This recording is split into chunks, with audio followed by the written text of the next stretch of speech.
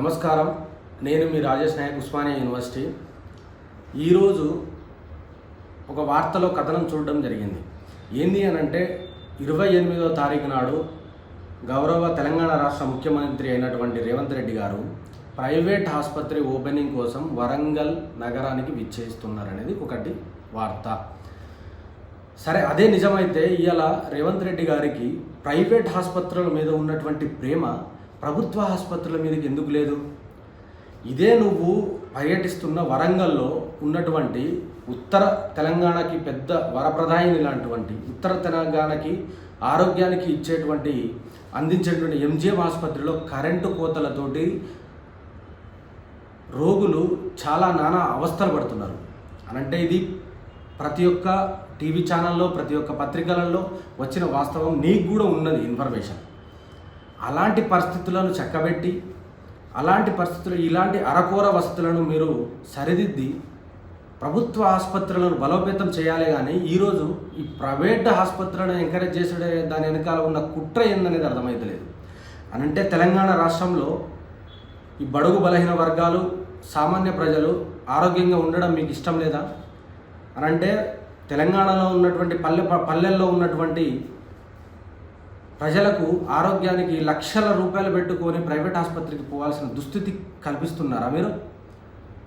ప్రభుత్వ ఆసుపత్రులను బలోపేతం చేయి. ప్రభుత్వ ఆసుపత్రుల్లో ఉన్నటువంటి అరకొర వసతులను మీరు ఎమ్మటే వాటి మీద దృష్టి సారించి ప్రభుత్వ ఆసుపత్రులను బాగు చేసే ప్రయత్నం జరగాలి. కానీ ఇవాళ మీరు చేస్తున్నది ఏంది? మొన్నటికి మొన్న చూసుకుంటే బసవ తారకంలోకి వెళ్ళి, హాస్పిటల్లోకి వెళ్ళి, అదొక రకమైన ప్రైవేట్ ఆసుపత్రి. అందులో వెళ్ళి మీ యొక్క స్పీచ్లు, మీ యొక్క వ్యవస్థ అంతా తెలంగాణ ప్రజలు చూసి సిగ్గుతో తలవంచుకున్నారు.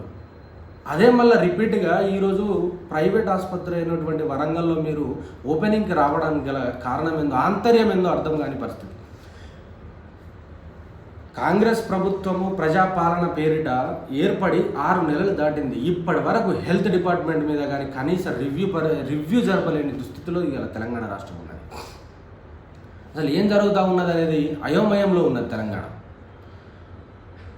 ఎప్పుడు పొద్దున్న లేస్తే కేసీఆర్ గారిని తిట్టాలి, కేసీఆర్ గారి యొక్క పరిపాలన మీద, నాడు చేసిన పరిపాలన మీద దుమ్మెత్తిపోయాలనే ఆలోచన తప్ప ఏ రోజైనా ప్రజల గురించి ఆలోచించిన దాఖలాలు కనబడతాయి. కేసీఆర్ గారిని తిట్టుడెందుకు? కేసీఆర్ అనేట ఆయనే గత ప్రభుత్వంలో పాలించిన 9 సంవత్సరాల ప్రభుత్వంలో ఆయన కేటాయించిన బడ్జెట్ గురించి తెలుసా నీకు? 9 సంవత్సరాల కాలంలో ఆరోగ్యం మీద, హెల్త్ డిపార్ట్మెంట్ మీద కేటాయించిన బడ్జెట్ 73,000 నుంచి వెళ్ళి దాదాపు 80,000 కోట్లు కేటాయించింది. అదే ఈ కాంగ్రెస్ ప్రభుత్వం గతంలో 10 సంవత్సరాలు పరిపాలించిన కాలంలో కేటాయించిన బడ్జెట్ ఎంతో తెలుసా? 14,752 కోట్లు మాత్రమే. 2013-14లో బిఫోర్ తెలంగాణ ఫార్మేషన్ వాళ్ళు కేటాయించిన బడ్జెట్ ఆరోగ్యం మీద ఎంత తెలుసా? 2,700 కోట్లు, జస్ట్ 2,700 కోట్లు. అదే కేసీఆర్ గారు వచ్చిన తర్వాత దిగిపోయే ముందు సంవత్సరం కేటాయించిన బడ్జెట్ 12,364 కోట్లు. అనంటే కేసీఆర్ గారికి ఉన్న ఆలోచన సొయ్యి తెలంగాణ రాష్ట్ర ప్రజల ఆరోగ్యం మీద ఇప్పుడున్న ప్రభుత్వానికి లేదనేది స్పష్టంగా కనబడతా ఉంది. అదేవిధంగా కేసీఆర్ గారిని ఊకే తిట్టడం ఎందుకు నాకు అర్థమైతలేదు. తిట్టడం కాదు, కేసీఆర్ గారు చేసిన పాలన కంటే కొంచెం మెరుగ్గా చేయడానికి ట్రై చేయి.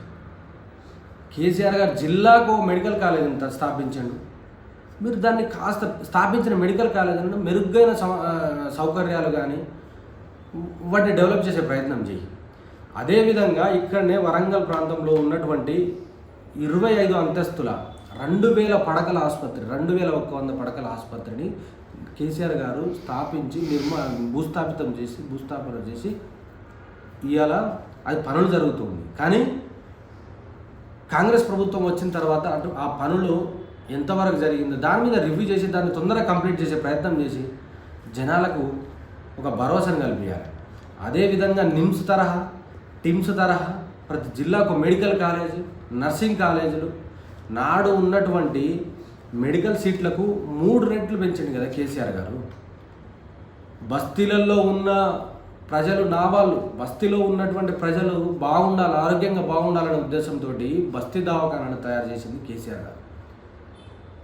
అలాంటి కేసీఆర్ గారిని మీరు మర్చిపోయి పొద్దున్న లేస్తే మీ యొక్క పత్రికలలో కానీ మీ యొక్క టీవీ ఛానల్లో కానీ భజన చేయించి తిట్టడం తప్ప మీరు చేస్తుంది ఏం కనబడట్లేదు. రేవంత్ రెడ్డి గారు దయచేసి మీకు చెప్తున్నాం ఏంది అని అంటే, ఇలాంటి ప్రైవేట్ హాస్పిటళ్ళ యొక్క ఓపెనింగ్ పర్యటనను మీరు రద్దు చేసుకోవాలి.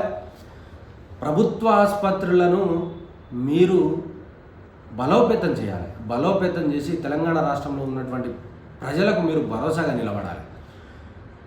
ప్రభుత్వ హాస్పిటళ్లను విస్మరించి ప్రైవేట్ హాస్పిటళ్లను మీరు ఎంకరేజ్ చేయడం, దాని వెనుక గల ఆంతర్యం ఏందో తెలంగాణ ప్రజలు గమనించాలి. తెలంగాణ ప్రజలారా దయచేసి ఇలాంటి కుట్రలను మీరు పసిగట్టండి, ఎక్కడికక్కడ ప్రశ్నించండి. ఇలాంటి కార్యక్రమాలు తెలంగాణ సమాజానికి మంచివి కాదని చెప్పేసి నేను ఈ రకంగా తెలంగాణ ప్రజలకు తెలియదలుచుకున్నాను. జై తెలంగాణ.